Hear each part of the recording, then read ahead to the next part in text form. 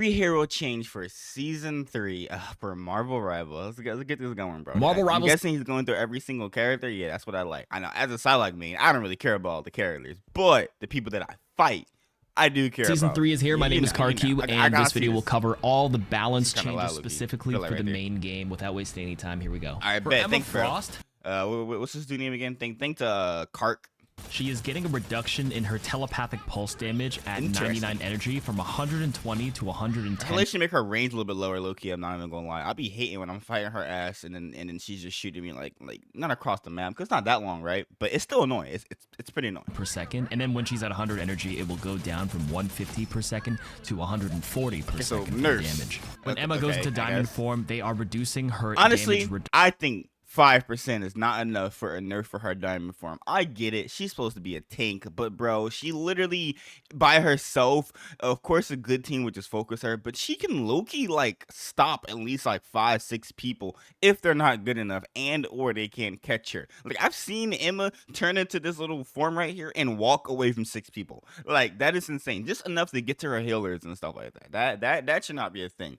Reduction from 30% to 25%. To compensate for these two nerfs, though, they are going to be reducing the energy cost of Psionic Seduction, her ultimate, from 3,700 to 3,400. That's a buff. It means it builds a little bit quicker. The thing I don't think it's good, and the reason why I don't think it's good is because, well, that's just kind of powerful. Like, yeah, you can like either be out of range of her ultimate and or be behind walls, but like most good teams, they always like do a combination with her ult or whatever. Like sometimes do like a group thing, or they'll pull them out of their support ults or something like that, like Invisible Woman's ult. And I'm just like, you gonna get there even faster now? Are you serious? If you say so. Struggling, especially in the flyer meta, so they're actually giving him a brand new ability called Battle Blitz. I don't know if I like that. The thing can now leap towards enemies and gain 25% damage reduction while doing so.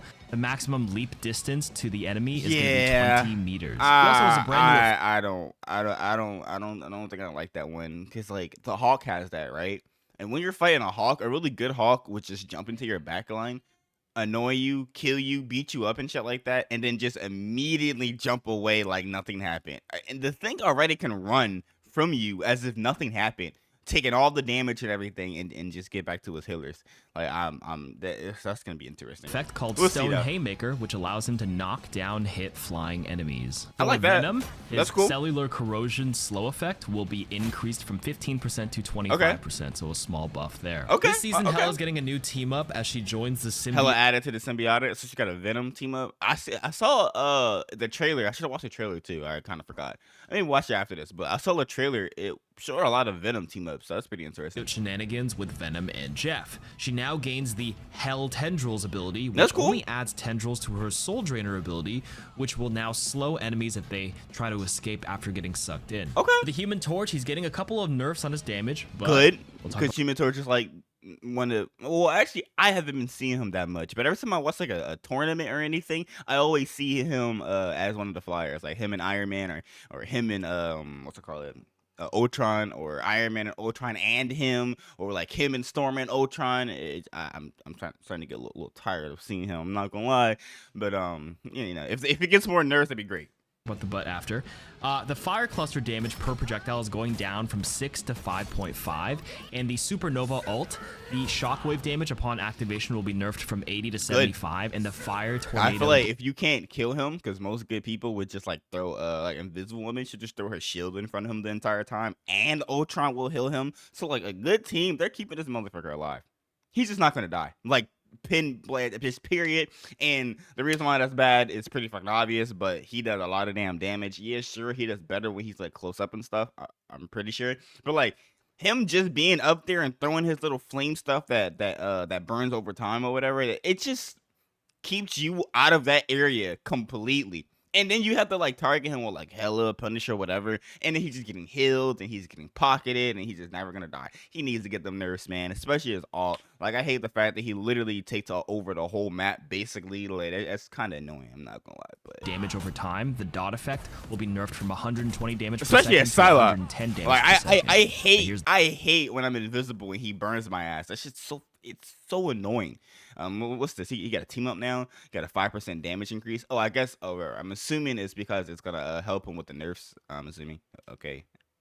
Okay. But he is a new team-up He also anchor gives for Spider-Man. Spider-Man. He gives and Spider-Man he gains a something. flat 5% damage boost across all his abilities. So when you do the math, it's pretty much at similar numbers. Additionally, his Omega Fire ability gained with his team-up with Storm is completely removed now. To be fair, was anybody even like using that stuff? I thought they were most people I know when I was playing Storm and or Jeff, they were always just using her team-up. I've even seen the Firestorms in a while. Then again, that's just like my games, right? But it's been a bit like ranked quick play. You know, I haven't seen it in a while, so it is low-key just been Jeff throwing people off the map and shit. It's kind of strong too, but season. All right, for Iron Man, they're going to be nerfing the first 2 repulsor blast hits from 40 damage to 35 damage, only the first and 2 from 50 damage to 45 damage while he's in the armor overdrive effect. They're also going to be increasing the energy cost of his ultimate invincible pulse cannon from 2800 to 30. I don't know how I feel about that. I think the fact that he could be so high up and just be hiding. I think any flyers that can just hide the whole time and just shoot from afar and do a lot of damage is kind of annoying. I almost feel like overpowered. But like, does he really have a lot of damage fall off? I'm asking as if I'm going to get an answer, right? I don't know, but I'm pretty sure he doesn't have that big of a damage fall off for the most part. Even if he does, it's not that big.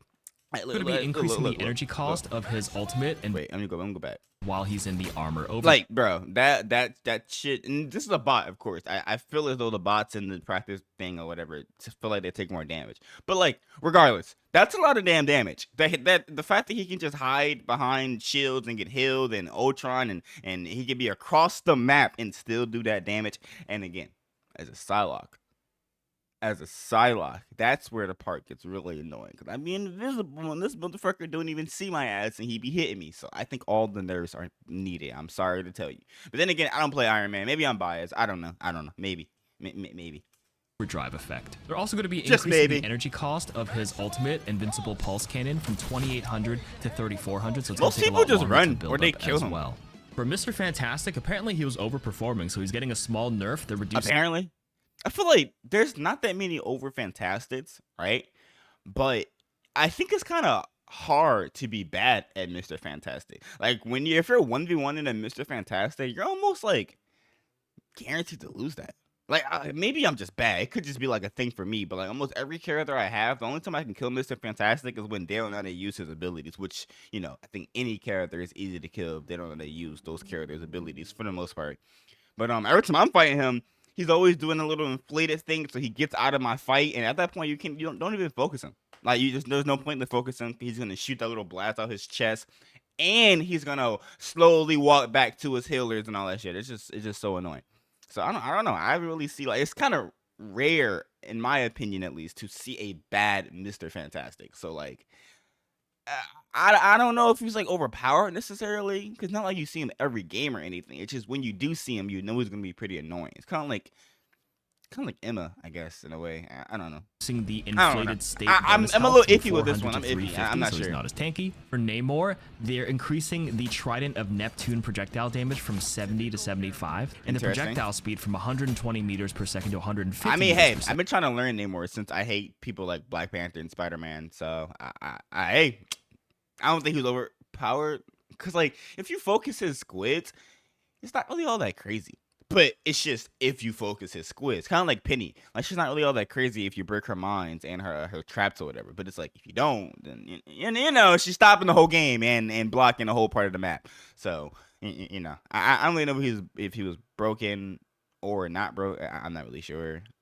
I guess it just depends on like if your team is bad or not. I'm not really sure. So that goes a lot faster. Additionally, his Wrath of the Seven Seas projectile speed will also be at a similar speed from 120 meters per second. I get to play with him. I guess that's good. Yeah. So faster projectiles means it's a lot easier to land once you get used to it. Okay, Phoenix is a brand new duelist added for the season. I'm actually we're gonna watch Phoenix. We're gonna watch Phoenix. I want to see where her power is. I'm assuming they're not. Yeah, he says not gonna cover her, of course, but I do want to see what Phoenix powers are, so we're gonna search her up after. Abilities here, so we can quickly move on to other balance changes. For Scarlet Witch, her ultimate is getting a buff where you're no longer as slow, because the slowing rate when you cast your ultimate will be reduced from 35% to 25%, so you're a little bit faster. I don't know if it's overpowered or annoying or biased or whatever to say. I think that she should get the buff. I'm not gonna lie, because I feel as though when it comes to ults that every character knows of Marvel Rivals, and or everybody hears the cue and immediately either target that player and they 9 times out of 10 kill them, or 9 times out of 10 they just back away from her. Like almost every time you hear her, you're just gonna back away.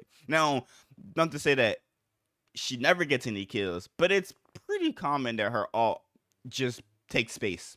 Honestly, like that's the biggest thing I see, that it just takes like decent space, I guess. Now, the only time I see her ult do good is when you forcefully have to be at a certain spot, like it's overtime, the card's about to change, and then you do her ult right then and there. But at that point, the whole team's just gonna focus you, right? So I'm not really sure.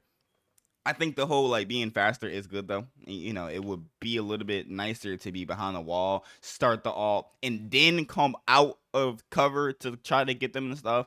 But we'll see how that is. I think it's a plus sign in a good direction, or whatever you want to call it. So, and they're going to be increasing the damage of it from 750 to 850. Yeah, I guess. All right, Spider-Man players, they're increasing the get over here kick damage when pulled to enemies from 50 to 55. They're increasing the spider power mid-air damage from 50 to 55. And they're increasing the amazing combo damage from 55 to 60. I hate Spider-Man. Yes, I am biased. I hate Spider-Man. A good Spider-Man you're never catching. You're just never gonna catch him ever. Like basically, I hate Spider-Man. He don't need no buffs. He don't need like nerfs necessarily, but he don't need no buffs. Nah, bro. I hate Spider-Man. I don't like Spider-Man. These are all damage buffs, and you may be freaking out, but he'll be in a similar spot because he used to be the team-up anchor with Squirrel Girl, but that's going to be removed. So these numbers are pretty much in line with what you'd expect from a Spider-Man from previous seasons. Yeah, I don't like that. So Spider-Man is now on the receiving end of a new team-up with Human Torch. He will gain a new ability called Inferno Blast, which launches a fiery web that deals a small amount of damage, but it does make Spider-Man backflip, so it can help him create some distance. And it'll also mark that enemy with what they call a burn. He burns people now. So now, you know why? You know why this is bad, right? Let me explain to you why this is bad. Spider-Man, a character that jumps around, flies around, friendly neighborhood Spider-Man. You know, he jumps around, he smacks your cloak and dagger, he pulls her up, he throws her off the map, whatever you want to. I said that's just the common Spider-Man strategy. There we go. Most of the time, a good team will get like a Namor. They'll get like a Penny, just things that will make him not, freely fly around, right? However, for the most part, if Spider-Man is fast enough, he'll do a little punches and he gets out. Now he gets a few punches and then he burns your ass and then he gets out. And now it's almost a guaranteed kill, or at least a lot of damage with him having to be there even less. I'm not vibing with that, bro. I'm not vibing with that. Like, no, bro. No. And then it's like, it's not even that. Just backflip, so it can help him create some distance, and it'll also mark that enemy with what they call a let me see him shoot the thing. Which launches a fiery web that deals a small amount of. And it looks like it does AOE. I could be wrong. But it looks like it does AOE. And of course, this is just a team up, right? So it's like, it's not going to be like every Spider-Man engagement is going to have this. However, when he does have it, it's going to be pretty annoying. I'm not going to lie. I'm not liking that. I don't like no continuous damage over time. And the fact that he got buffs, that's just not cool. I don't like that. Damage, but it does make Spider-Man backflip, so it can help him create some distance. Yeah, he moves enough. That enemy with what they call a burn tracer, and that will deal bonus damage over time if you detonate it with like an uppercut, for example. Star-Lord's Leader's Soul ability, that's the res he gets with Adam Warlock. That cooldown's gonna go up from 120 seconds to 135 seconds, so a 15-second nerf. Damn. For Storm, she is also losing the Burning Hurricane ability that she gained with her team up with Human Torch. That's been removed for Season 3. The Punisher is getting a little bit of a nerf. They're reducing the culling turret projectile damage from 12 to 10 and decreasing the spell field damage from 12 to 10 as well. They're also going to be increasing the energy cost of Final Judgment, his ultimate, from 3,400. I never actually looked at the numbers for how much it requires for a character to get their ult, but I'm starting to see they're all around that like 3,000, 3,700 or whatever. That's pretty interesting. To 3,700. It's just something I noticed. I never actually knew those those like specific numbers of how to get the alts or what is required to get the alts, but that's cool to see. For Winter Soldier, he's getting a tiny buff at long range. The Roderstern damage fall off maximum at 40 meters will be increased from 60% to 70%, which means he's going to be doing 70% of his total damage at this range compared to 60%, so he's doing a little bit more. Wolverine's getting a slight adjustment because his Feral Leap strike duration will be increased from 4 seconds to 5 seconds, and its cooldown will be increased from 12 seconds to 15 seconds. He needs the nerfs. The bigger change for Wolverine this season is his brand new team-up ability with Phoenix called... no. Oh no. Do you guys see the words? Do you guys see the words, right? Don't even read the whole paragraph. Look at the bottom. In this state, Wolverine's abilities gain lifesteal when inflicting damage. You guys know what lifesteal is, right? Right? You guys need to see the word lifesteal. More health. Get health. His attacks give him more health now. Great. He's never gonna die. He's never gonna die. Phoenix Warrior. He's never gonna die. This makes every single Feral Leap he does do continuous AoE percentage damage. Like, look at the flames around him. And all his abilities will gain lifesteal while inflicting damage during this time. So good luck, tank players. Invisible Woman is getting an adjustment to her orb projection, which is her what? What? He already completely destroys tanks. Why would they want to make him even stronger against not only tanks but everything? Just everything, bro. Everything. Okay. Ray Fire. When the heal is launched, that will be buffed from 40 to 45 healing, but the return healing will be nerfed from 40 to 35. So the total healing is the same if you hit both sides, but at least the launch portion will be more consistent. And the same goes for the damage. The damage will be buffed from 20 to 25 on launch, but the return damage will be nerfed from 20 to 15. Is it bad? I didn't even know it did that. That's crazy. Go to show how good I am. His team-up ability with Venom called the Symbiote Shenanigans. They're increasing I didn't know that. Maximum bonus health from 50 to 100, and the max tendril link period from 3 seconds to 5 seconds. Loki, a small nerf for his ultimate, the God of Mischief. The cost will be increased from 4,000 to 4,300. Damn, that might be the highest one so far. Cause they were all around like that 3 to 35, 3,700 or whatever it was. So damn, that's a lot. But then again, he literally takes alts. So like, I guess. He also is a healer. I feel like healers get their alts way faster anyway. Well, you know, as long as they heal, right? For Mantis, she's getting a buff to her healing flower. It has a new effect where it now heals allies by 2.5% of their HP per second, but they're reducing the base healing from 20 per second to 12.5. Oh, wait. The one on the left is the old one, but the one on the right is the new one. But Salah got less health. Wait, what? Oh, so I guess, wait. It says now heals allies by 2.5% a second of the target's max health. So I'm going to assume that means that the more health they have, the higher the healing, which would mean that she's better with tanks. Okay. I guess that's good. Yeah, keep the tanks alive and stuff. Okay. Per second. The way the math works out is that 250 and 275 HP heroes will be receiving slightly less healing from Mantis compared to her previous season version, but 300 HP heroes are the exact middle breakpoint, so these heroes feel no difference when being healed by Mantis. However, every hero above 300 HP, so all the Vanguards, are going to be receiving a lot. Damn, I see that shit. Look at that, 176 on the left. Sorry, I'm in a way. 176 on the left and 242, bro. Oh, holy shit, my guy. That's good. That's good. A lot more benefits from the healing flower from Mantis. Bro, it's literally 100 more healing. That is crazy. Now to compensate. That's crazy. I like that. For all this extra healing she's going to be outputting, they're actually increasing the energy cost of her ultimate Soul Resurgence from 3,700 to 4,300. That's okay. Look. Not gonna lie to her, it really does anything, but I'm assuming they're gonna buff it or something. The health is more, the over shield is more, so that's pretty cool. Okay. Oh, okay. So it takes a little bit longer to build, but honestly, because she's healing a lot more with the healing flower on tanks especially, it might feel pretty similar in terms of how long it takes to build. And they're also going to be increasing the bonus max health from the ultimate from 100 to 150, so the ultimate itself is actually going to be a little bit better too. Okay. For her team up with Adam, Nature's Soul, the res that she gets. Yeah, so they're nerfing that thing. They're nerfing that team up big time, okay? Okay. I feel like the meta, maybe I'm wrong, but I feel like the meta kind of like drifted away from it. Like for a while, when you were playing that, it was always like, you know, Star Lord and Mantis and Adam Warlock and can't think of another person, but you get my point. It was just all those people to get that little buff or whatever, and they were just unstoppable. The whole team was being revived. People weren't even going back to the spawn anymore because they were always being revived and stuff. So I don't know. I feel like this was like a long overdue nerf, but like people barely even use it, in my opinion. I don't know. None of that will be increased from 120 seconds to 135 seconds. I mess with it though. I mess with it though.